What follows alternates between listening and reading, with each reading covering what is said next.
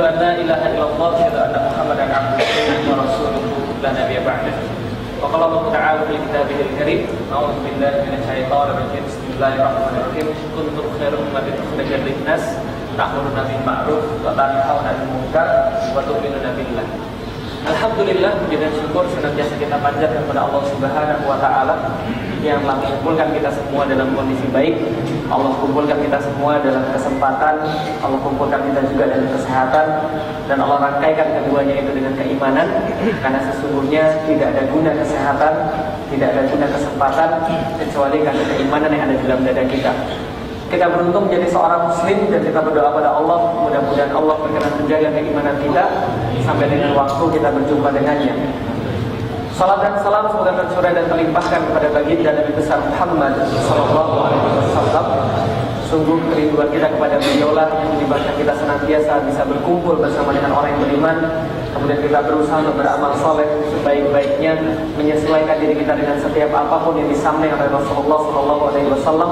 Dan mudah-mudahan ketika di yaumil qiyamah kita dibangkitkan dan diakui sebagai umatnya Rasulullah sallallahu alaihi wasallam, ditempatkan di dalam barisan-barisan di belakangnya memasuki surganya Allah, dan mudah-mudahan kita semua memasukinya bersama-sama.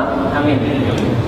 Alhamdulillah, pada hari ini senang sekali saya bisa berjumpa dengan Ustaz Adi. Alhamdulillah, memang bukunya sudah nyampe pada Ustaz terlebih dahulu. Lalu kemudian saya memberanikan diri untuk mencari kontak beliau, lalu menghubungi Ustaz kapan kita bisa jumpa, karena saya pikir akan ada banyak sekali ilmu yang bisa saya dapatkan dari beliau.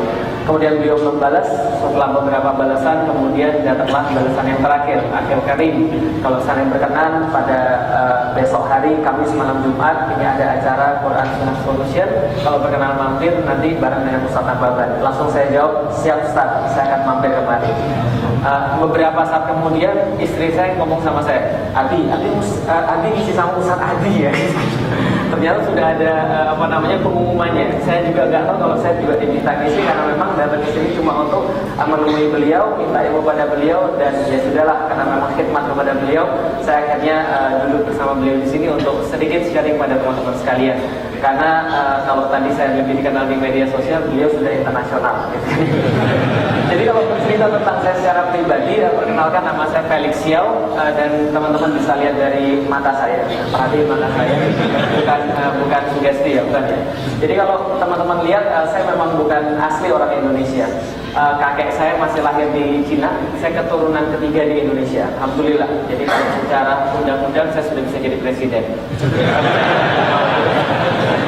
Jadi alhamdulillah saya sudah keturunan ketiga di sini. Xiao itu nama marga saya, nama asli saya Xiao Chen Kuo. Nama asli saya, jadi saya asli Chinese. Saya lahir di Palembang, kemudian saya baru mengenal Islam pada tahun 2002. Nah, tapi perjalanan mengenal Islam ini bukan perjalanan yang singkat. Karena kenapa? Sebenarnya SMP kelas 3, di saat saya baru mulai merasa berpikir, itu saya sudah merasa ada yang nggak benar dengan agama saya yang lama. Nah, kenapa? Tidak masuk akal, tidak bisa dibuktikan, dan akhirnya ini menimbulkan banyak pertanyaan-pertanyaan yang tidak terjawab pada SMP kelas 3 ini. SMP kelas 3 saya memutuskan jadi seorang ateis, karena saya pikir agama itu cuma sekedar cara orang-orang minoritas untuk mengendalikan orang-orang mayoritas. Jadi sebuah cerita yang dibuat oleh orang-orang yang sedikit untuk mengendalikan orang-orang yang banyak. Sebuah kisah-kisah yang tidak jelas. Jadi kan ya, maka saya mengatakan Tuhan itu nggak ada, Tuhan itu cuma rekaan saja. Nah, kenapa bisa begitu? Ini ditambah juga dengan banyak main game, juga banyak baca komik, dan juga buku-buku yang zaman dulu saya baca. Nah, jadi hati-hati Bapak Ibu sekalian, kalau punya anak pada zaman sekarang, game zaman dulu itu membuat orang-orang jadi ateis. Game zaman sekarang sudah ateis, porno. Nah, ini bisa kita lihat. Nah, setelah saya jadi ateis itu pada SMP kelas 3, saya tetap mencari sebenarnya Tuhan ini ada atau tidak sih sebenarnya. Saya sebelum ketemu Tuhannya, supaya jelas kedengaran gitu ya, kita pakai mic tambahan. Ada mic tambahan. Ya, jadi setelah saya kemudian merasa diri saya ateis itu, saya tetap bertanya, Tuhan ini ada atau tidak sih sebenarnya? Lalu sebenarnya saya hidup di dunia ini untuk apa sih sebenarnya? Mati itu setelah itu ada apa? Sebelum mati ada apa? Saya selalu bertanya seperti itu. Nah, setelah saya bertanya seperti itu, saya menemukan jawabannya ada di dalam ilmu pengetahuan. Biologi membahas dari mana asal manusia, fisika membahas dari mana asal alam semesta dan sebagainya. Ternyata dari belajar biologi, belajar fisika, dan belajar ilmu pengetahuan yang lain, ada satu hal yang tidak bisa saya nafikan. Apa? Ternyata manusia tidak mungkin berasal dari dirinya sendiri. Tidak mungkin manusia diciptakan begitu saja. Segala sesuatu ada karena diciptakan, karena ada yang mengadakan. Nah, dari situ saya dapat satu bukti bahwa Tuhan tidak mungkin tidak ada. Misal, salah satu contoh, ini ada seseorang ilmuwan namanya Roger Penrose. Dia berusaha menghitung berapa kemungkinan bahwa alam semesta tercipta secara kebetulan. Jadi probabilitas bahwa alam semesta ini berasal dari Big Bang, satu titik singular yang pecah itu, kemudian setelah pecah dengan kecepatan tertentu itu, berapa probabilitas terbentuk bumi dan segala isinya sesempurna ini, serumit ini. Ternyata dia mendapatkan probabilitas bahwa bumi tercipta secara kebetulan atau segala alam semesta ini tercipta secara kebetulan itu sama dengan 1/10 pangkat 10 pangkat 1/23. Itu probabilitasnya 1/10 pangkat 10 pangkat 1/23. Bahasa sederhananya more than impossible, lebih dari tidak mungkin. Berarti dari situ saya sadar, setelah saya belajar tentang ilmu pengetahuan, saya sadar berarti Tuhan tidak mungkin tidak ada. Nah, kenapa? Karena mustahil manusia tercipta dengan kemungkinan yang seperti itu tadi. Maka Tuhan pasti ada. Nah, setelah saya tahu Tuhan pasti ada, kapan ketemunya? Beralih dari ateis menjadi agnostik. Dari tidak percaya Tuhan menjadi percaya Tuhan, tapi agama itu bohong. Nah, kenapa? Karena saya cari agama nggak ada yang benar. Karena memang waktu itu yang saya cari sumbernya salah. Saya cari agama Kristen, saya sudah keluar. Katolik juga, Buddha sama, Hindu sama. Akhirnya setelah saya cari Islam, ketika saya di Palembang, saya pulang dari SMA kelas 1, SMA kelas 2, pulang tiba-tiba saya dikeroyok 7 orang, digebukin. Nah, setelah digebukin saya tanya, apa alasan saya digebukin? Jawabannya karena mata musibin, begitu. Kemudian saya pikir, berarti agama Islam juga nggak benar. Nah, kenapa? Kalau agama Islam benar, tentu penganut-penganutnya itu juga nggak ada yang seperti itu. Akhirnya saya menjadi seorang agnostik, percaya Tuhan tapi nggak percaya agama. Nah, datanglah ketika saya sampai ke kuliah di semester ketiga. Waktu itu saya bergaul dengan banyak orang Muslim karena di IPB, Institut Pertanian Bogor, nggak banyak orang non Muslim. Setelah saya bergaul dengan mereka, saya sempat ketemu dengan teman saya bilang begini, yuk kita cari orang bijaksana yuk. Orang bijaksana maksudnya gimana? Cari di gunung yang belum terkontaminasi dengan dunia.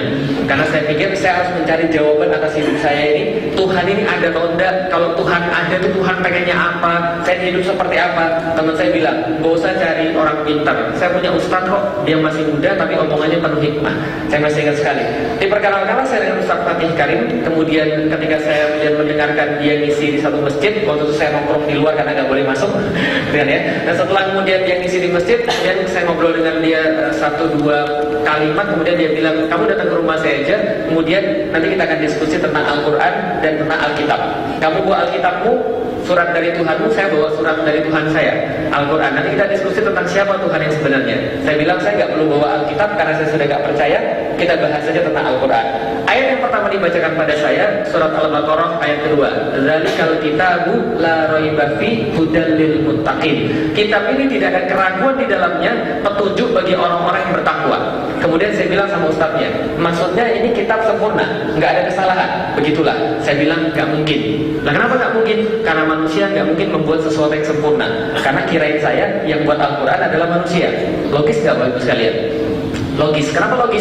Jadi gini, pikiran saya waktu itu, Alkitab yang buat manusia, Tripitaka yang buat manusia, WT yang buat manusia, Al-Quran yang buat manusia. Logis nggak kalau saya berpikir begitu? Logis, karena nggak tahu. Ternyata ustadznya bilang, yang buat bukan manusia, tapi yang buat adalah Tuhan pencipta semesta alam. Tuhan, saya bilang, masa Tuhan nulis lalu kasih pada manusia?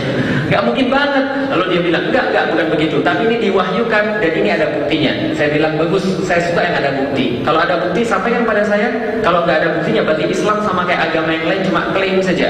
Maka disampaikanlah buktinya kepada saya dalam surat yang sama, dalam ayat yang berbeda, surat Al-Baqarah ayat 23. Wa in kuntum fi raibim mimman nazzalna ala abdina fa'tu bi suratin mimithli. Dan bila kalian tetap dalam keraguan, sebagaimana disebutkan di awal tadi, raib dan seandainya kalian tetap dalam keraguan dengan apa yang kami turunkan terhadap hamba kami Muhammad, maka datangkanlah satu surat yang semacamnya. Lalu saya bilang, ini kepala saya kayak digebukin Bapak Ibu sekalian. Bukan digebukin secara harfiah, bukan, tapi maksudnya adalah argumen saya dihancurkan. Seolah-olah kitab ini ingin bilang pada saya, Lik, kalau kamu memang pintar, gak usah macam-macam, datanginnya yang semacam dengan Al-Quran. Kalau kamu bisa, Al-Quran kalah. Kalau kamu nggak bisa, berarti kamu ikut Al-Quran. Fair atau nggak fair Bapak Ibu sekalian? Singkat cerita, saya menemukan ternyata tidak ada yang bisa mendatangkan yang semacam dengan Al-Quran. Al-Quran ada 114 surat, yang paling pendek Inna a'tainakal kautsar.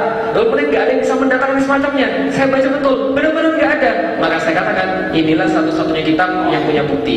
Dari situ Bapak Ibu sekalian, saya masuk Islam. Karena kenapa? Tidak ada yang bisa tidak ada yang bisa untuk menandingi Al-Quran, tidak ada yang bisa untuk menyamai bahkan Al-Quran.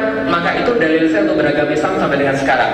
Nah, tapi Bapak Ibu sekalian, yang penting adalah ketika saya masuk Islam, saya merasakan dua hal. Yang pertama, yang saya rasa adalah tenang luar biasa. Kapan rasa tenang itu? Caranya sama Ustadz yang Islamkan saya. Ustadz, saya sudah seorang Muslim sekarang. Saya harus ngapain? Sholat. Saya masuk Islam hari Kamis, hari Kamis, ba'da Isya. Jadi kemudian Ustaznya bilang, berarti kamu sudah harus sholat Isya karena sudah ada beban pada dirimu. Saya nggak tahu caranya sholat, Ustaz. Ikutin teman-temanmu aja. Teman-temanmu sujud, kamu sujud. Teman-teman berdiri, kamu berdiri. Bacanya apa, Ustaz? Subhanallah, walhamdulillah, wala ilaha illallah, Allahu akbar. Kalau nggak bisa, Allah, ya sudah. Pertama kali saya sujud kepada Allah itu, pikiran saya apa? Ya Allah, akhirnya saya ketemu Tuhan yang benar. Rasanya tenang sekali pas menyujudkan kepala itu untuk pertama kali. Tenang sekali, berada dalam Islam tenang, mati pun nggak apa-apa. Lah kenapa? Karena sudah mengenal Tuhan yang benar. Tapi selain tenang ada rasa yang lain. Apa rasanya? Greget Bapak Ibu sekalian. Nah, kenapa greget? Seolah-olah orang Muslim ini ada pada mereka ada dua gelas. Satunya gelas isi air putih, jernih, putih, bagus, menyehatkan. Yang satu lagi isinya air comberan. Ternyata Muslim yang sekarang banyak milih air comberan. Lalu kemudian setelah minum, mereka merasa aduh pusing, sakit perut, mereka ngeluh. Padahal pilihan mereka sendiri salah. Greget orang Muslim ada Islam, tapi nggak mau ngambil Islam. Ini yang terjadi pada zaman sekarang. Karena itulah memberanikan diri saya untuk kemudian berdakwah. Saya belajar walaupun ilmu saya sangat sedikit sekali, saya memberanikan untuk berdakwah, memberanikan diri untuk kemudian menghantarkan apa yang saya tahu tentang Islam, untuk membagikan bahwa Islam ini sebenarnya luar biasa. Kalau Anda mau ambil Islam ini menyediakan segala macam solusi bagi kita. Dari situlah kemudian saya mulai berdakwah. Nah sekarang konsep dakwah saya mulai sekarang adalah dari dulu itu pada anak-anak remaja. Karena kenapa? Ya maklum, namanya juga ilmu terbatas, kita dakwahnya pada anak-anak remaja. Dan sekarang remaja memang berbeda. Saya mengatakan bahwa zaman sekarang berbeda dengan masa yang lalu, Ibu sekalian. Saya mau ambil contoh. Bapak Ibu tahu kemarin ada Turki ada percobaan untuk kudeta? Tahu ya? Tolong angkat tangan yang tahu dari koran. Yang tahu dari koran? 1, 2. Yang tahu dari radio? Gak ada ya? Yang tahu dari TV? Yang tahu dari internet? Nah, inilah kondisi zaman sekarang. Kondisi zaman sekarang adalah dunia media sosial. Data menunjukkan pengguna internet di Indonesia tahun 2015 itu sudah 88 juta orang. 88 juta orang ini ternyata 80%-nya 15 sampai 25 tahun. 15 sampai 25 tahun artinya adalah usia-usia yang menjadi target saya ketika berdakwah. Nah karena itulah sekarang kita bentuk di dunia media sosial ada Yuk Ngaji. Yuk Ngaji ini apa? Dakwah tapi tetap enjoy, dakwah tapi tetap senang, dakwah tapi tetap nikmat. Nah kita mengantarkan ilmu-ilmu ini kepada umat. Karena saya tahu orang-orang kayak Ustaz Adi ini sulit untuk ditandingi Bapak sekalian. Nah karena itu mungkin orang-orang kayak saya ini kebagian untuk menjadi jembatan saja. Bagaimana untuk kemudian menjadi jembatan agar ide-ide Islam yang sudah sempurna oleh ulama-ulama kita ini bisa kemudian disampaikan dengan baik kepada anak-anak muda supaya mereka mau untuk mengkaji Islam, mereka mau untuk mempelajari Islam, menerapkan keislaman itu dalam hidup mereka, sehingga insya Allah yang terjadi ke depan adalah kebangkitan Islam. Nah karena itulah yang senantiasa kita tekankan akidah, ukhuwah dan syariah. Jadi penekanan pada diri sendiri itu tauhid, kemudian kita tekankan betul-betul, kita teguhkan betul-betul, dengan yang kemudian kita bisa berikatan satu sama lain. Dan ketika kita sudah berikatan satu sama lain, insya Allah Allah akan menganugerahkan kepada kita kebangkitan lewat penerapan Islam secara gampang. Nah jadi insya Allah itu adalah sedikit perkenalan dari saya. Mohon maaf Ustaz kalau terlalu cepat atau terlalu lama. Fadhal silakan.